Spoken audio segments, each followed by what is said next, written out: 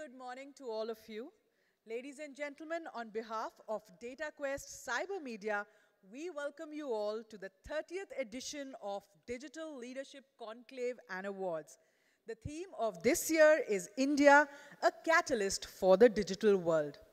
This accolade recognizes a groundbreaking ICT product that has revolutionized the industry. The winner has been selected by a panel of esteemed judges who evaluated factors such as innovation, usability, and market impact. As you all know, Cyber Media is India's oldest and largest IT media company.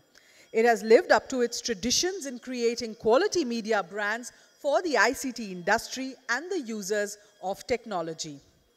We are happy to share that this year, DataQuest, India's first IT magazine, is celebrating 40 years of chronicling the India ICT industry. Let's give a big round of applause to this 40-year journey for DataQuest. As India's leading magazine on information technology since 1982, DataQuest has been an active voice for the industry, actively highlighting its achievements, underlying the challenges, and advocating for policy updates and changes to make India a global powerhouse. Today, we will honor the winners of DataQuest ICT Leadership Awards, which started way back in 1993 when it was called as DataQuest Awards, where we awarded the IT Man of the Year. The awards evolved during the later years, and Lifetime Achievement and Pathbreaker of the Year were added subsequently. The winner is selected by a panel of esteemed judges who evaluate factors such as innovation and usability and how it has impacted the market. India's journey towards a digital future has been driven by collaborative efforts between the government, industry leaders, and entrepreneurs. Today, we will recognize, listen, and applaud to those individuals and organizations who have played a pivotal role in India's digital success. Let me take a moment first to express our gratitude towards our partners and industry associations who constantly support us and help us to bring to you this 30th edition of ICT Business Awards and DataQuest Digital Leadership Conclave. Our enterprise storage partner, Seagate, connectivity partner, AT&T, learning partner, NIIT, academia partner, APJ Education, and research partner, CMR. I would also request all of you to please do visit the Seagate stall and the Cyber Media stall, which has special offers today during our break time. So thank you to all the visionaries and innovators and change makers who have made this event possible, and together let us strive towards a brighter and a digitally empowered world. Our esteemed guests, welcome to a day dedicated to recognizing brilliance and ingenuity in the ICT industry. Today, we celebrate the exceptional achievements and groundbreaking innovations that have shaped our digital landscape. Also, we are very active on social media today, so please do put your experiences with the hashtag DQ40years and hashtag Bharat2047. Let's move on and begin with our welcome note for the morning. I would like to invite Sunil Rajguru, editor, DataQuest, PCQuest, and CIOL to give you the introduction to today's event. Let's put our hands together for Sunil.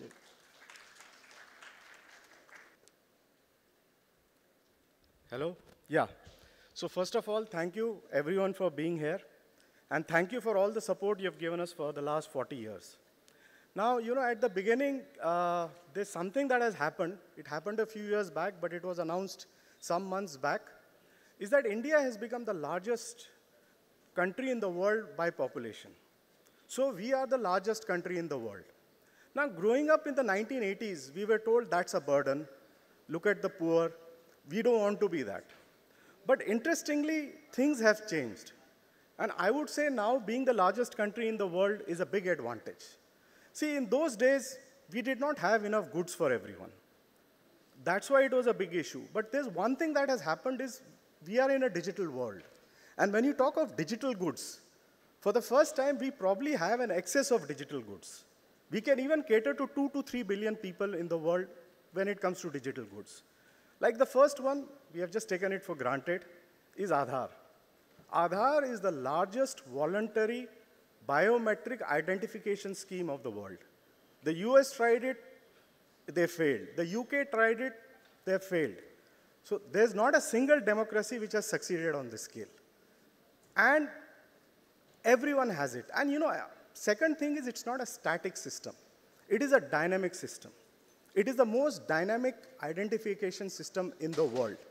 It's connected to your bank account, it's connected to your PAN, whatever you want, whether it's OTP, it is like a living card in your pocket. It is a living card which cooperates and connects with everything.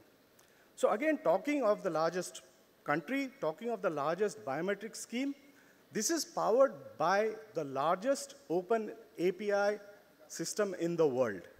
Experts know it, professionals know it, but we have something which is the largest open AI in the world. Nobody has it, and it is called India Stack. And India Stack is like an unlimited. It is like the golden goose, which will keep giving you golden eggs every day. The first is Aadhaar, as we have mentioned. Probably the most popular thing to have come out of the India Stack stable is UPI. That's another thing all of us have taken for granted.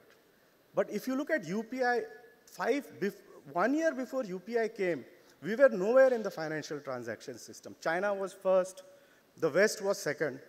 But it is amazing if you look at the growth. It became third, second, first. Then from first, where it could go. It is now greater than the next two systems combined. And we talked to the NPCI management, and they said, we are somewhere between 25 to 30% of our journey. Now imagine you have the largest system in the world, which is double of 2 and 3, and we are being told that this is 25 to 30% of the journey. That is the ambition which India has, finally, which I never used to see in the 80s and 90s. And it is not only ambition, it is also the results. Another thing that is coming out of the India Stack stable is ONDC, the Open Network of Digital Commerce. That also is unlimited. You can make, the government can make apps with it, startups can make apps with it. In fact, I am from Bangalore, and using the ONDC, a few local people used something called Namma Yatri. And that was only for auto rickshaws. Bangalore has 140,000 auto rickshaws. Within the first week, 50,000 auto rickshaws came on this. And that is from the ONDC. So again, this is just the beginning. UPI is the beginning, and you're beginning at the top.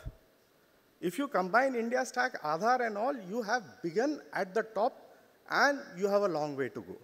So this is the state of affairs. And interestingly, it is not just online.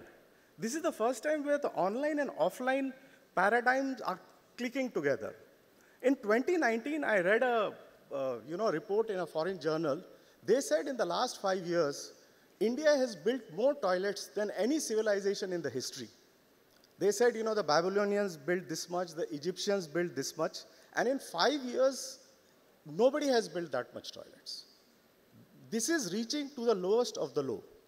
And also, now there is a talk in academic circles. If you look at the last 10, 15 years, see, every country is more developed than us. They are ahead of us. But they have taken 50 years, 100 years to do it. If you look at the last 15 years, it is amazing. Maybe if someone puts all the statistics together, if you look at the number of roads, railway tracks, bank accounts, maybe such a 10 to 15 year spurt doesn't exist in our civilization. I just want to put context and where we are standing. Now, that is one aspect, but we want to be leaders of the world. What defines a leadership? It is crisis. What you do with a crisis and how you emerge on it. Now, you look at Sri Lanka, Pakistan, Venezuela. They have become financial failed nations. But not a lot of people know that in 1989-90, we were also on the verge of bankruptcy, right? We were on the verge of bankruptcy. And gold had to be sent to Europe. And I remember I was sitting and watching on TV, and a reporter asked Chandrasekhar, "Aap to desh bech rahe ho." And Chandrasekhar replied, "Kharidega kaun?" So that was the status of India, that if a country wants to sell itself, no one wants to buy it. But what did we do? We did liberalization. And look at where liberalization has got us today. The second crisis that defined us was the Y2K crisis. Again, I don't know how many, when the Y2K crisis happened, people thought the world was ending. And at midnight 12, every CEO was sitting in his office hoping that my company won't crash, my country won't crash. But what did we do with that? Not only, who knows, maybe we averted the Y2K crisis. And after that, we became an IT services superpower. The third crisis, which I would say is not in India, it was in Africa. There was an AIDS crisis in Africa. And the drugs that the West was offering them were criminal. They were unable to afford it and they were dying. That is where India stepped in and we started giving generic AIDS drugs. And we built on that and we were called the global factory for the developing world. And the fourth crisis, which has defined us, I would say, is COVID. If you look at the 2010s decade, you look at the World Bank, we removed record people out of poverty. In fact, in 2019, people were talking, finally, poverty will end in India. What happened? The pandemic happened. The poor went to back being poor. And 2020 was, again, it was a 1989 type event. Our economy crashed. We were finished. But please look at the last 3 years. All of us are responsible. We fought. We came out of it. Such digital transformation was never seen. Such, a fight back was never seen. And now we are on course. Now people are saying India will be the largest economy, third largest economy in 10 years. It will be the second largest economy in 30 years. And the chances of recession, according to the World Bank, is 0. But it was just in 2020 when we were written off. So this is why I feel we are doing well. So, and that is why you'll find such headlines. I am finding largest because, we built the tallest statue in the world. Again, people said like it's a vanity project. But the footfalls are more than the Taj Mahal. It's making money. So it's become a viable financial enterprise. The largest cricket stadium in the world. Odisha has the largest hockey stadium in the world. Then, Madhya Pradesh has the largest racing track in the world. Why are you doing all this? It is a natural progression. So I'm just saying, get used to it. We are the world's largest country. We'll be the world's largest economy. And finally, there's a question, will we be the world's sole tech superpower in 2047? Whether you go back 5 years, 10 years, 15 years, you would have been laughed out of the room. But at least we have reached a stage where I can ask this question. And I'm hoping for a lot of answers today. Thank you very much.